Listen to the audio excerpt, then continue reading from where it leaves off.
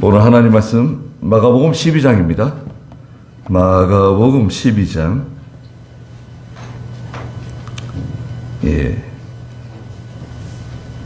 1절 말씀부터 12절 말씀까지 말씀을 보도록 하겠습니다. 마가복음 12장 1절입니다. 예수께서 그들에게 비유로 말씀하기 시작하셨다. 어떤 사람이 포도원을 만들고 울타리를 치고 포도즙 짜는 구유를 만들고 망대를 세우고 그것을 농부들에게 세를 주고 멀리 떠났다. 때가 되자 그가 농부들에게서 포도원 소출 중 얼마를 받으려고 한 종을 그 농부들에게 보냈으나 그들이 그 종을 붙잡아 때리고 빈손으로 돌려보냈다. 그가 다시 다른 종을 그들에게 보내니 그들이 그 종의 머리를 때리고 능욕하였다.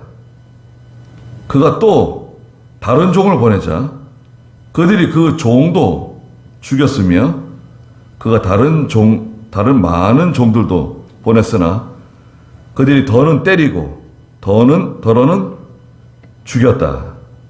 아직 그에게 한 사람 곧 사랑하는 아들이 있었으므로 마지막으로 그를 보내면서 그들이 내 아들은 존경하겠지 라고 말하였으나 그 농부들은 서로 말하기를 이 사람은 상속자이니 자 우리가 그를 죽여 버리면 그 유산이 우리 것이 될 것이다 하고 그를 잡아 죽여 포도원 밖에 내던졌다.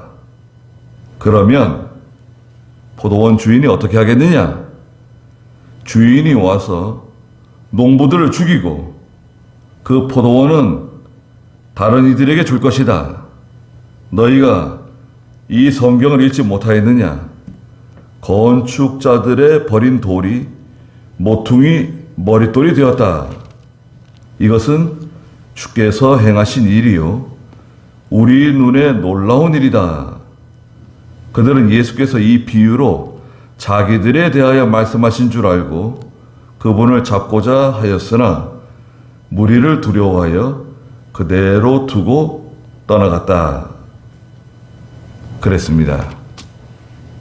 네, 오늘 마가복음 12장 1절부터 12절 말씀의 제목은 여러분 저보에도 있는 것처럼 포도원 주인과 농부들 그리고 주인의 아들이라는 제목입니다. 지금 읽은 이 본문의 말씀은 예수님께서 직접 이제 하신 비유의 말씀이에요.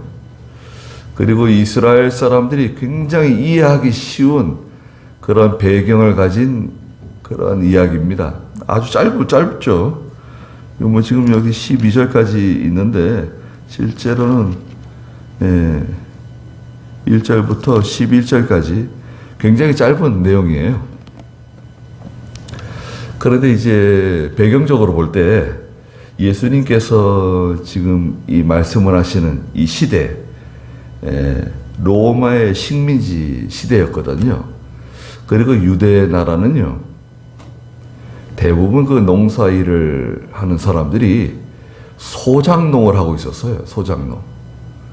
또 농사는 주로 이 포도원, 이 포도 농사예요. 포도를 재배하는. 소작농은 보통 어떻습니까? 여기도 소작농 하시는 분들 계시죠? 다른 사람 땅에서 농사를 짓는, 뭐, 논농사든 밭농사든. 그래서 보통 이제 한 5분의 1? 보통 5분의 1 주죠? 보통 한 5분의 1, 수확한 것에 한 5분의 1을 새로 주는 거예요. 갚는 거죠. 그래서 이제 그 5분의 1을 바치든지 아니면 그걸 돈으로 계산해가지고 돈으로 주든지 그렇게 하는 거죠. 예전에 이제 우리나라도 대부분 그 소작농이었습니다, 여러분. 우리가 일제 시대와 6.25를 거치면서 이 양반, 쌍놈, 이 노비 이런 게 다 사라졌거든요. 그럼에도 불구하고 자기 땅을 가지고 있는 사람이 거의 없었어요, 여러분. 예, 우리 한국 사람들이요, 자기 땅이 없어요. 자기 밭, 자기 논 없습니다. 다 소작농이었어요. 근데 그 이승만 대통령이 그 토지개혁을 했잖아요. 토지개혁의 핵심은 이 백성들이 다 땅이 없으니까 어떻게 하냐. 5년 동안 농사 짓는 것의 5분의 1을 주인에게 갖다 주는 거예요. 5년 동안 갖다 주고 5년 뒤에는 자기 땅이 되는 거. 이렇게 만들어 놓은 거예요. 그래가지고 다 자기 땅이 생긴 겁니다. 자기 이름으로 등기부등본에 이름을 올리게 된 거예요. 그래서 그 토지개혁이 세계사에서 유례 없는 그런 토지개혁이에요. 다 부러워하죠. 그래서 토지개혁을 하지 못한 많은 나라들이 지금도 개발도상국에 머물러 있고 성장을 못해요. 자기 땅이 아니니까 열심히 하질 않죠. 여기도 이제 그런 배경을 가지고 있는 거예요. 근데 이제 1절에 보니까 예수님께서 그들에게 비유로 말씀하기 시작하셨다. 그들은 도대체 누구냐? 그들에게. 그들은 그 바로 앞장 11장 27절에 있는 사람들이에요. 11장 27절에 보시면 그들이 다시 예루살렘으로 왔는데 예수께서 성전 안에서 거니고 계실 때에 대제사장들과 서기관들과 장로들이 왔다. 대제사장들이죠. 서기관들, 장로들. 이 장로는요, 이 장로라고 하는 단어가 참 우리를 헷갈리게 하는데요. 장로라고 하는 이 장로는 오늘날 교회 장로가 아닙니다. 장로님이 아니에요. 이것은 이제 오늘날 교회 장로는 이제 교인들의 대표라고 자꾸 이제 말하는데요. 교인들의 대표도 사실은 틀린 말이에요. 장로는 교인들의 대표가 아니에요. 그 장로는 원래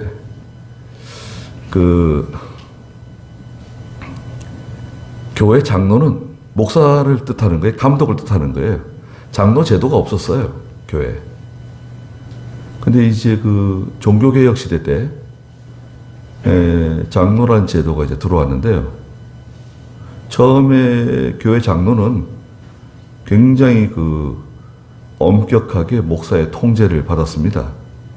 그래서 일주일 동안 장로님들이 신방하고 전도하고 가르치고 난 뒤에 주일날 목사님께 와가지고 월요일부터 토요일까지 한 일을 철저하게 보고를 했어요. 그래가지고 목사님께 책망을 받고 지적을 받고 가르침을 받고 그렇게 일주일 동안 장로들이 철저하게 월요일부터 토요일까지 한 모든 일을 목사에게 점검을 받았어요. 그런데 지금 그렇지 않죠. 이게 지금 많이 지금 흐려져가지고. 그래서 여기서 장로는 이스라엘 백성들 가운데 나이가 많은, 특히 장로라고 하는 단어는 수염이 긴 사람을 뜻해요. 연장자에 있는 사람들을 가리킵니다. 그들에게 이제 예수님께서 비유로 말씀해 주신 거예요. 자, 이거 비유가 간단하죠? 한번 성경 다시 한번 보시자고요. 1절부터 한번 읽어주시겠어요? 예수께서 그들에게 비유로 말씀하기 시작하셨다. 어떤 사람이 포도원을 만들고 울타리를 치고 포도즙 짜는 구유를 만들고 망대를 세우고 그것을 농부들에게 세를 주고 멀리 떠났다. 자, 어떤 사람이 있었는데 이 어떤 사람은 포도원 주인이네요. 포도원 주인인데 여기서는 하나님을 뜻합니다. 하나님께서 포도원을 만들고 포도원을 만들었어요. 포도원은 여러분 포도원 어떻게 만드는지 아시죠? 예, 포도를 만들면 우선 돌을 많이 걸러내고요. 포도는요, 뿌리가 깊게 박히는 이 과수가 아닙니다. 중심에 뿌리 하나가 이제 깊이 땅에 박히지만 대부분의 그 영양을 흡수하는 뿌리가 이 얇은 곳에 멀리 퍼지는 그런 형태의 뿌리를 가지고 있어요. 포도나무가. 그래서 이제 포도원을 만들고 울타리를 치고 포도즙 짜는 구유를 만들고 망대도 세우고요. 그것을 농부들에게 새로 줬어요. 예. 소작농이죠. 농부들에게 새로 주고 멀리 떠났어요.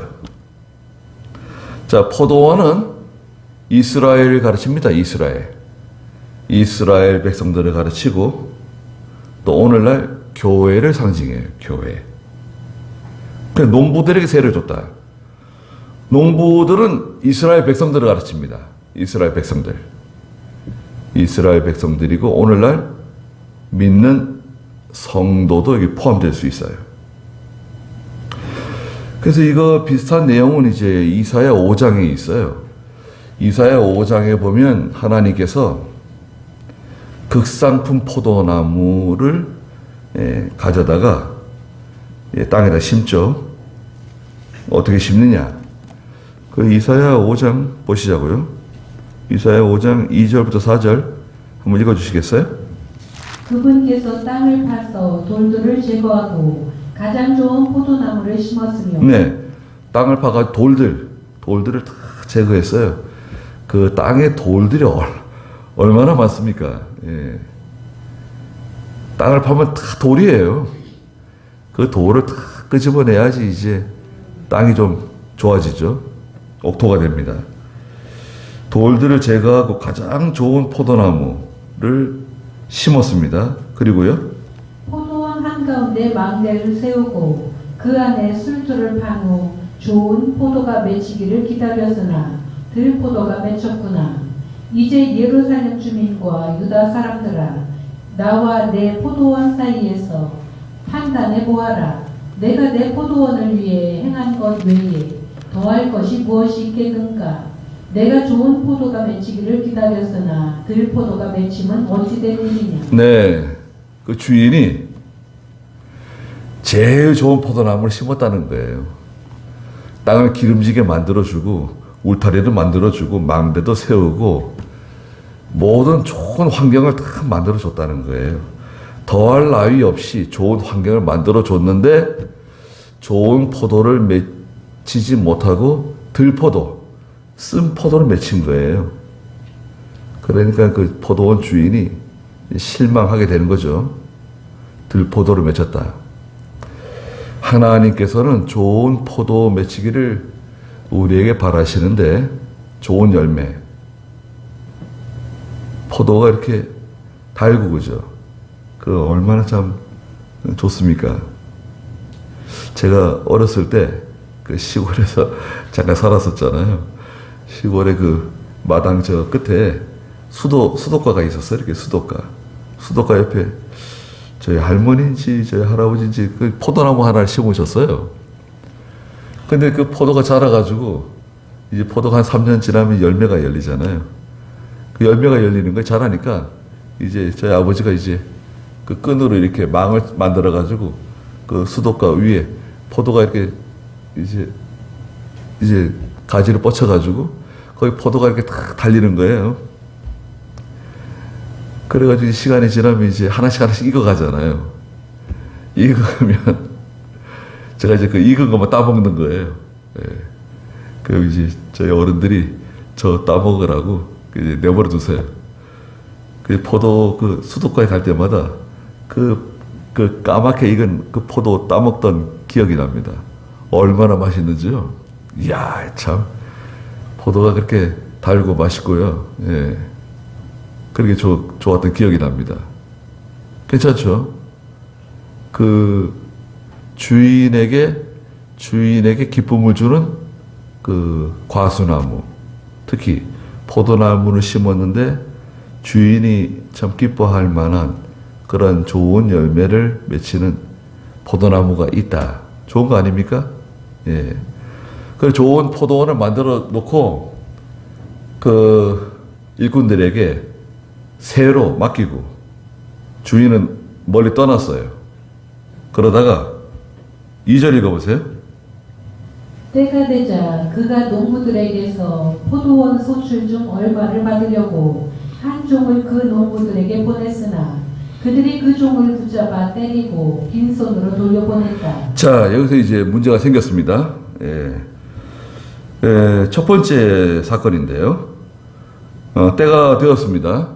이제 그 주인이 그 농부들에게 세를 받으려고 한 종을 그 농부들에게 보냈어요. 소작농들에게 보낸 거예요. 근데 이 농부들이 그 주인이 보낸 그 종을 붙잡아가지고 막 때리고요. 빈손으로 돌려보냈어요. 아니, 사람을 왜 때려요? 때리고 돌려보냈어요. 그러니까 이게 뭐냐? 뭐 주인이 보냈는지 뭐 어떻게 하냐? 뭐 처음에 그랬겠죠. 실컷 때려서 보냈어요. 그러니까 주인이 다시 다른 종을 보냈습니다. 4절 읽어보세요. 그가 다시 다른 종을 그들에게 보내니 그들이 그 종의 머리를 때리고 능욕하였다. 네. 주인이 다른 종을 보냈더니 또 농부들이 그 종도 종의 머리를 때리고 머리를 막 때리고요. 능욕하였다. 능욕하였다? 어쩌면 죽여버렸는지도 몰라요. 왜냐하면 그 뒤에 보면 죽여버린 것 같아요. 능욕했다고 하는 것은 사람을 아주 비참하게 만든 거예요. 그러니까 이거 주인이 이거 가만히 있기 힘들잖아요. 근데 주인이 5절에 보니까 또 다른 종을 보냈어요. 5절 읽어보세요. 그가 또 다른 종을 보내자 그들이 그 종도 죽였으며 그가 다른 많은 종들도 보냈으나 그들이 더러는 때리고 더러는 죽였다. 네. 5절을 보니까 그가 또 다른 종을 보내자 그들이 그 종도 죽였다는 거 보면 그 앞에 4절에 있는 종도 잡아 죽인 것 같아요. 근데 죽인 거예요. 죽이고 또 주인이 다른 많은 종들도 보냈는데 그들이 더러는 때리고 더러는 죽였다는 거예요.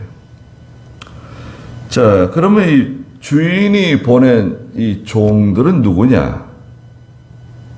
선지자죠, 선지자들. 하나님의 종들, 예언자들. 예. 하나님의 일꾼들을 이제 이스라엘 백성들 가운데, 교회 가운데 보냈더니 처음엔 어떻게 했죠? 붙잡아가지고 때려줬어요. 그 하나님의 종들이 매맞는 경우가 있는가요? 여러분 어떻게 생각하세요? 실제로 뭐 물리적으로 매를 맞진 않아도요. 실제로 사람을 때리지 않아도요. 그 마음에 상처 있잖아요.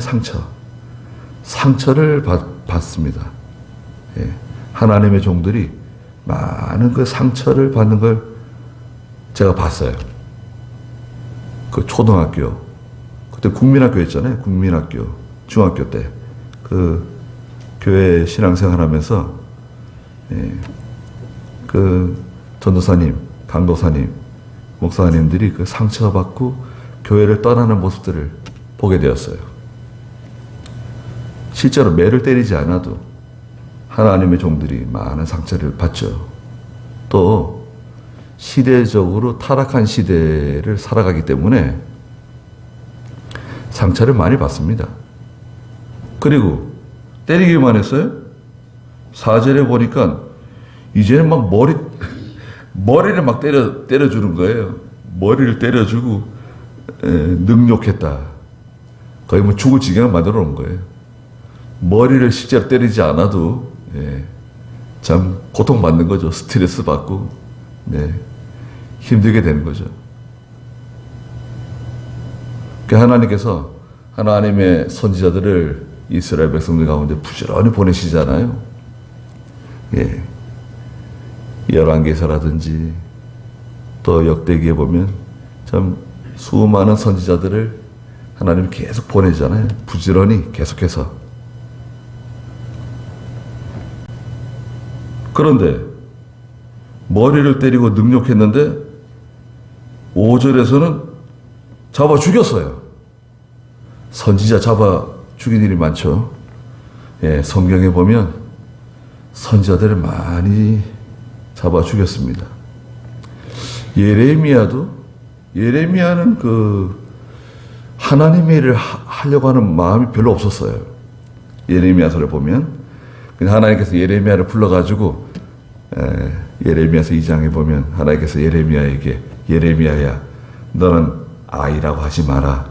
내가 너를 누구에게 보내든지 가고 내가 너한테 무슨 말을 주든지 가서 말해주면 된다. 다른 거 없어. 이건 굉장히 쉬운 거야. 이건 참 재미있는 일이야. 내가 너와 함께 해주고 내가 내 성벽이 되어주고 쇠기둥 노성벽이 되어주고 아주 잘 대해줄게. 그래가지고 이제 하나님께서 예레미야를 살살 달래가지고 하나님의 일을 하게 해서 이제 이스라엘에게 보내신 거죠. 그런데 예레미야를 암살하려고 그러고 예레미야 특히 고향 사람들 아스도 예레미야의 그 고향 사람들이 특히 예레미야를 죽이려고 여러 번 시도했어요. 그 예레미야가 하나님께 탄식합니다. 아니 하나님 저한테 거짓말 하신 겁니다. 하나님 저한테 하나님이라면 좋다고 하나님이라면 기쁘다고 하나님이 잘 대해주시겠다고 그렇게 저한테 좋은 말씀만 하시고 하나님 일 시켜가지고 저를 이렇게 괴롭게 하시면 어떻게 합니까? 그 탄식하는 장면이 나와요. 하나님의 일을 했더니 잡아 죽인다는 거예요. 많은 선지자들 잡아 죽임 당했어요. 또 우리나라도 우리 대한민국도 과거에 하나님의 종들이 신사참배하지 않고 또 믿음 지키다가 순교당한 많은 종들이 있잖아요. 주기철 목사님도 계시고 한상도 목사님도 계시고 고생 많이 하고 그런 시절이 다 있었습니다. 그 혜택을 저희가 지금 다 누리는 거예요. 믿음으로 살다 고난받은 하나님의 종들, 하나님의 성도들이 있었다. 그리고 다른 많은 종들도 보냈는데 그들이 더러는 때리고 더러는 잡아 죽였다는 거예요. 이거 참 얼마나 안타까운 일입니까? 가만히 생각해 보면 이거 참 배은망덕한 일이죠. 아니 주인이 모든 좋은 환경을 다 만들어주고 그런 시설들 다 해주고 그 다음에 농사 지어서 먹고 살게 해줬으면 그 일정한 세를 내는 것은 당연한 건데 그 세를 받으러 간 주인의 종들을 그렇게 잡아서 때리고 그 능욕하고 죽이고 그게 말도 안 되는 일이죠. 있을 수 없는 일이다 이거예요. 그런데 결정적으로 6절 읽어보세요. 아직 그에게 한 사람 곧 사랑하는 아들이 있었으므로 마지막으로 그를 보내면서 그들이 내 아들은 존경하겠지라고 말하였으나 그 농부들은 서로 말하기를 이 사람은 상속자이니 자 우리가 그를 죽여버리면 그 유산이 우리 것이 될 것이다 하고 그를 잡아 죽여 포도원 밖에 내던졌다. 네. 자 여기 6절부터 이 예수님께서 비유를 드신 내용을 들어보세요. 예수님 직접 하시는 말씀이죠. 아직 그에게 한 사람, 주인에게 한 사람이 있는데 곧 사랑하는 아들이 있었다는 거예요. 마지막으로 그 아들을 보내면서 그들이 아마 내 아들은 존경하겠지. 그러면서 아들을 보냈어요. 아들을 보냈더니 그 농부들이 7절에 서로 말하기를 이 사람은 상속자이다. 자, 우리가 그를 죽여버리자. 그러면 그 유산이 우리 것이 될 것이다. 서로 자기들끼리 상의를 하고 그 주인의 아들을 잡아서 죽인 다음에 포도원 밖으로 내던졌다는 거예요. 끔찍한 일이 벌어졌어요. 야, 이건 정말 생각하기 힘든. 자, 이것은 이제 첫째는요, 주인을 완전히 무시하는 거예요. 주인의 은혜는 고사하고 주인을 완전히 무시하는 태도죠. 하나님을 두려워하지 않는 무시하는 태도예요. 두 번째는 뭔가요? 주인의 것을, 주인의 소유를 자기 것으로 삼으려는 의도를 가지고 있어요.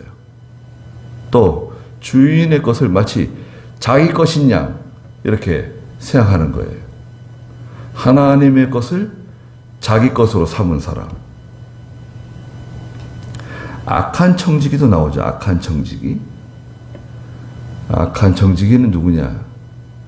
주인의 것을 자기 것으로 삼은 사람이 이제 악한 청지기예요. 여러분, 저도 마찬가지고 우리는 다 악한 청지기입니다. 하나님께서 우리에게 주신 거 있잖아요, 여러분. 지금 우리에게 주신 거. 나에게 허락한 모든 그 환경, 모든 그 소유물들, 하나님께서 우리에게 맡기신 거거든요.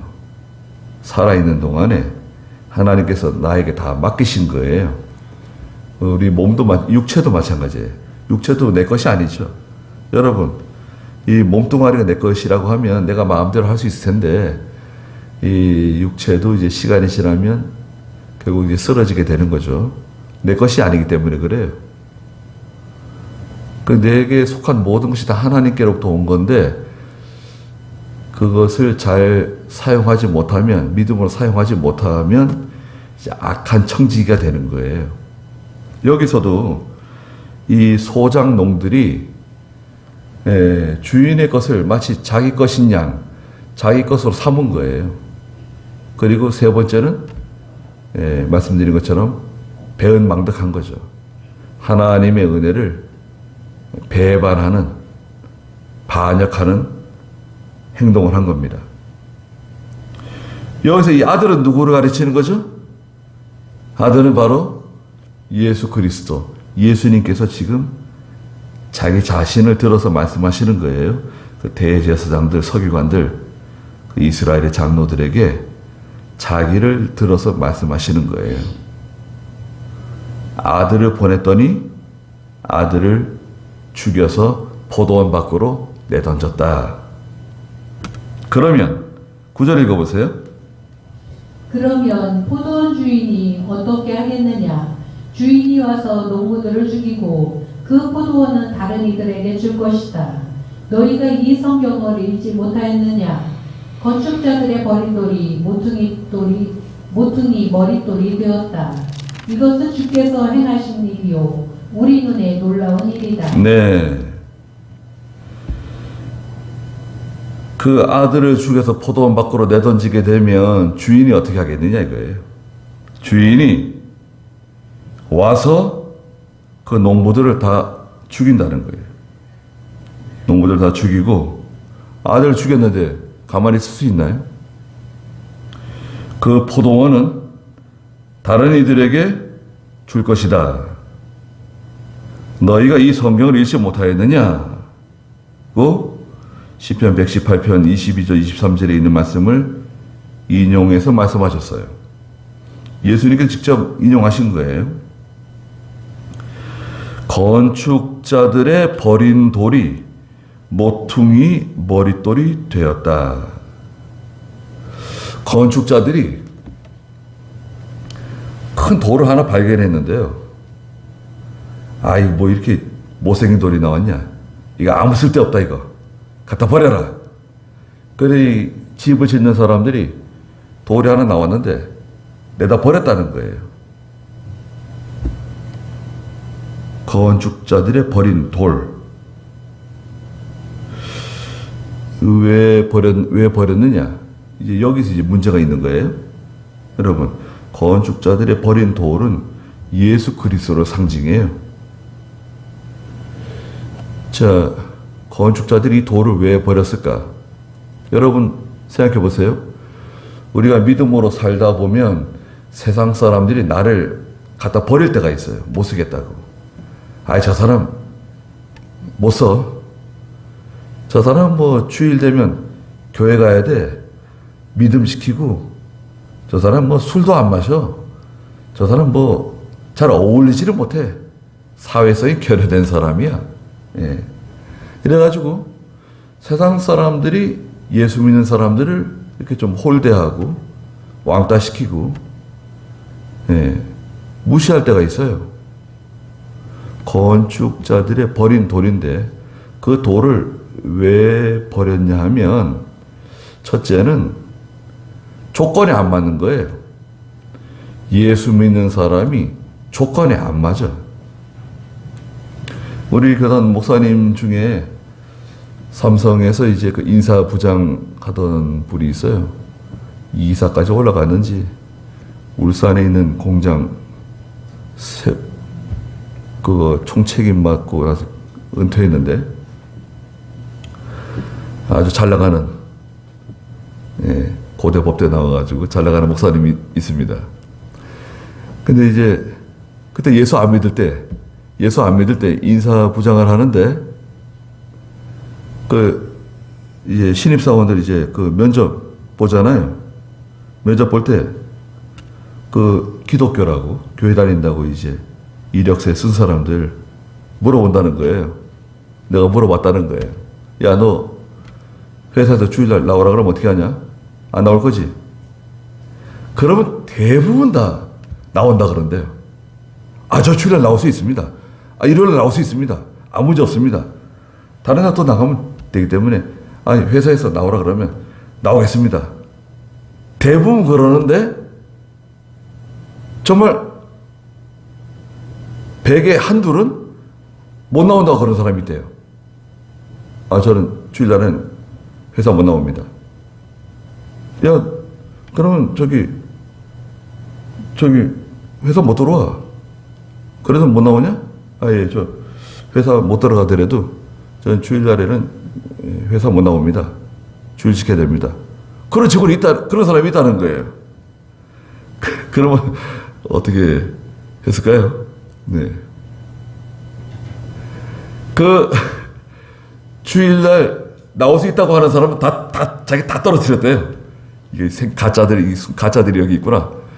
다 떨어뜨리고, 그 주일날 나온다고 하는 사람들은 다른 거 좀 부족해도 자기 다 합격시켰다는 거예요. 그 자랑스럽게 얘기합니다. 네. 여러분 생각해 보세요. 그 인사부장이 믿지 않을 때인데, 예수 믿지 않을 때, 예. 이게 가짜냐 진짜냐 알 수 있다는 거예요. 간단하다는 거예요. 예. 예수 믿는 것도 진짜가 있고 가짜가 있다. 주일 지키고 십조 생활하고 목에 칼이 들어와도 하나님 명령 순종하는 사람이 있는가 하면, 그 시대에 따라서, 시류에 따라서, 또 그 분위기에 따라서 그 이렇게 자기 색깔을 바꾸는, 예. 레위기서에 보면은 전에 성경에서는 칠면석책이 있다. 칠면석책은 먹으면 안 된다. 칠면석책이 뭐예요? 카멜레온이죠. 카멜레온. 원문에는 카멜레온이에요. 카멜레온이, 예, 이게 색깔을 바꾸잖아요. 여러 가지 색깔을 바꾸는데, 예, 예수 믿는 성도가 색깔을 바꾸면 안 된다는 거예요. 한결 같아야 된다. 예. 믿음을 바꾸시면 안 돼요. 예, 말세에 네 가지 종류의 말이 등장하죠. 계시록 이제 6장에 가면 첫째는 흰 말이 등장하고요. 두 번째는 붉은 말이 등장하고요. 세 번째는 검은 말이 등장하고 네 번째는 청황색 말이 등장하죠. 그 청황색 말, 혼합주의. 교회에서는 경건하고 믿음 있는 성도인 것 같은데 세상에 나가면 또 세상 사람이에요. 완전히 세상 사람으로 살아가는 혼합주의를 갖고 있는 성도. 결국에는 그 영적 생명력을 잃어버려요. 그리고 이 돌이 버림받는 이유는 이 세상에서 요구하는 거에 맞추지를 못해요. 믿는 성도가 하나님의 교회가 세상이 요구하는 것에 맞춰주지를 못하기 때문에 아까도 말씀드린 것처럼 조건에 안 맞는 거예요. 그래서 버림을 당해요.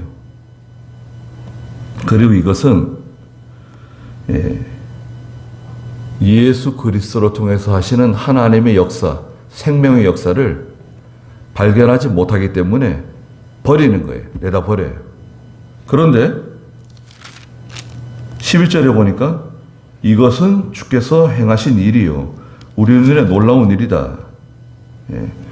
사람들이 버렸는데 하나님께서는 그 돌을 가져다가 머릿돌로 삼는다는 거예요. 주춧돌로 삼는다는 거예요. 아주 요긴한 돌로 삼는다는 거예요. 여러분, 우리는 하나님께 인정받는 사람이 되어야 됩니다. 하나님께 인정받기를 바라야 돼요. 물론 사람에게도 인정받고 하나님에게도 인정받으면 좋겠지만 사람에게 인정받는 것은 차치하고 나는 하나님께 인정을 받는다. 하나님께 인정받는 성도가 되십시오. 지금 올해 2023년 벌써 9월 마지막을 향해서 가고 있는데요. 하나님께 인정받는 일을 올해 얼마나 하셨는가요? 내가 올해 하나님께 인정받을 만한 일 하나 했다. 그럴 만한 거 있습니까?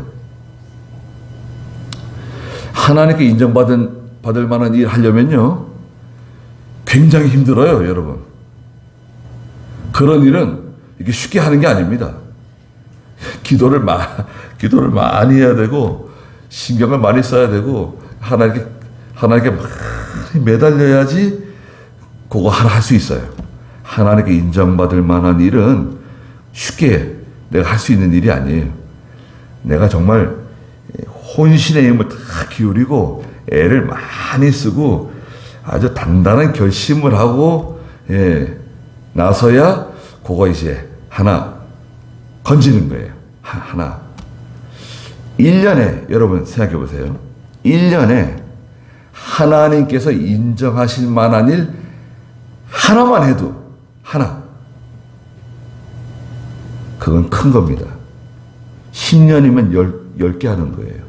20년이면 하나님께서 인정할 만한 일을 20개나 하는 겁니다. 그럼 우리가 생각하기에, 아니, 뭐, 이렇게 하나님께서 인정하실 만한 일이 뭐 이렇게 대단한 일인가 싶잖아요. 보통은 하기 힘든 거예요. 가만히 생각해 보세요. 하나님께서 인정할 만한 일이 뭐가 있을까? 그건 내가 많은 것을 손해보고 내가 사람들에게 여한 비난을 받더라도 사람들에게 무시를 당하더라도 이건 내가 한다. 하나님 앞에서 바로 한다 내가. 결심하는 거 있잖아요. 그런 일이 좀 있으신가요? 올해? 예.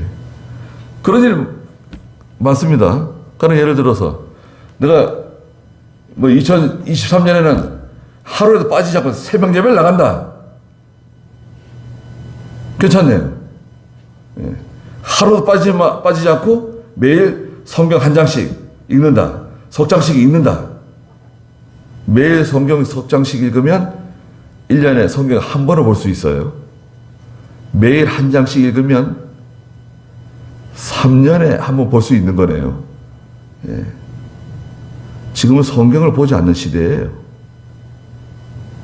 성경을 보지 않는 시대.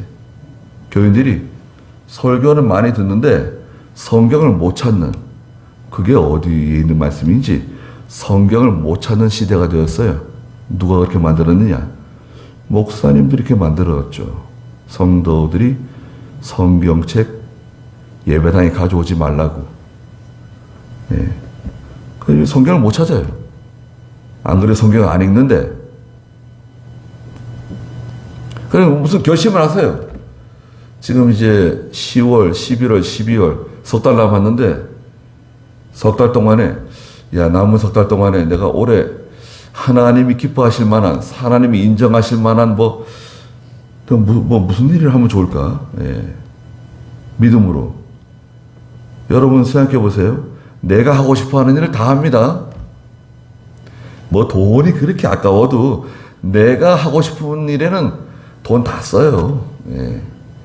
아까워하지 않습니다. 그런데 내가 올해 믿음으로 한 일이 뭐가 있을까? 하나님이 인정할 만한 일이 뭐가 있을까? 한번 생각을 한번 해보십시오. 하나님께서 사람들이 버린 그 돌을 가져다가 하나님께서는 요긴한 돌로, 중요한 돌로 삼으셨다는 거예요. 이것은 주께서 행하신 일이고 우리 눈에 놀라운 일이다 말씀하셨어요. 12절 읽어보세요.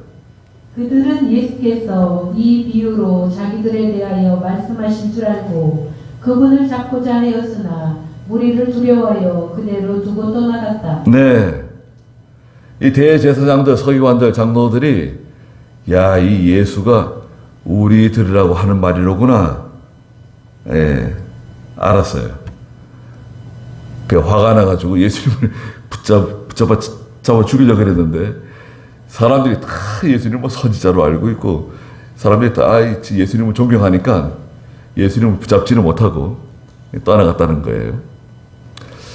글쎄요, 정말 자기들을 향해서 예수님께서 하신 말씀인 줄 알았다고 하면 거기서 참 회개하고 참 통회하고 바로 섰으면 그건 정말 달라진 거죠. 예. 여기서 누군가, 대제사장 가운데 누군가가, 서기관 가운데 누군가가, 장로들 가운데 누군가가 정말 회개하고 예수님께 참회하고 바로 섰다고 하면 그 사람 하나 건진 거죠. 예. 예수님의 설교를 듣고도, 여러분 생각해 보세요. 예수님의 설교를 듣고도 반항심이 생겨가지고요, 대들었어요. 오늘날에도 많은 사람들이 하나님의 말씀을 들을 때 온유하고 겸손한 마음으로 들어서 진정으로 회개하고 하나님 앞에 바로 서면 그 사람은 사는 겁니다. 여러분, 그 말씀을 듣고 내가 회개하고 바로 서면 내가 사는 거예요. 저도 살고 여러분도 사는 겁니다. 사는 길이 열리는 거예요. 근데 한 귀로 듣고 한 귀로 흘러버리게 되면 그 말씀이 나에게 아무런 영향을 주지 못하게 되는 거죠. 지금 우리가 들은 이 마가복음 12장에 있는 말씀, 예수님 직접 하신 말씀이잖아요. 예, 한번 들어보라고, 한번 들어봐라. 그러면서 이 포도원 주인과 농부들 사이에서 일어난 그 일을 비유로 들어서 설명해 주신 거예요. 오늘날에도 저희가 내가 예수 믿고 예수님을 영접했지만, 여러분, 저희가 예수님을 영접했지만 정말 그 예수님을 귀하게 여기고 정말 예수님을 사랑하고 참 예수님을 위해서 모든 것을 희생하고 내 목숨까지 바치기로 결심하고 나가지 않으면 믿음을 지키지 못해요. 믿음을 살 수 없습니다. 그냥 이렇게 신앙생활을 하지만 결국 우리는 믿음을 제대로 지키지 못하고 세상을 떠나게 될 겁니다. 그럼 한 세상 뭐 하다가 가는 거예요? 열심히 자기 일만 하는 거예요. 자기 일 열심히 그거 하다가 어느 날 쓰러져 가지고 이제 하늘나라 가는 겁니다. 뭐 하다가 왔냐고 물어보시면 참, 너 뭐 하다가 왔냐? 물어보시면 뭐 대답할 말이 있어야 되는데. 그래서 우리 믿음으로 하나님 앞에 인정받는, 하나님께서 우리에게 모든 걸 다 주셨잖아요. 여러분, 우리에게 모든 환경을 다 주셨습니다. 이 모든 환경을 잘 사용하셔가지고 하나님이 기뻐하시는, 하나님이 인정하실 만한 그런 믿음의 사람들로 우리가 나타나야 됩니다. 그렇지 않으면 아무 유익이 없어요. 거기까지 하죠. 기도하겠습니다. 거룩하신 하나님, 예수님께서 그 자리에 있는 많은 사람들, 특별히 대제사장들, 서기관들, 장로들에게 한 비유를 들어서 말씀해 주셨습니다.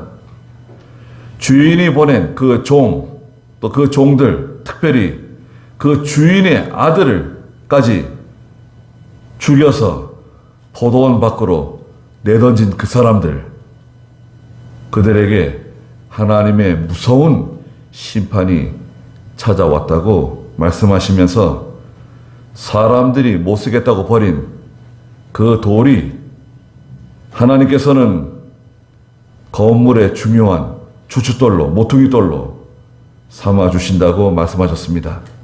저희가 사람들에게 인정받는 것보다 하나님께 인정받는, 하나님께서 알아주시는 그런 믿음의 사람이 될 수 있도록 은혜를 베풀어 주시옵소서. 예수님의 이름으로 기도드리옵나이다. 아멘.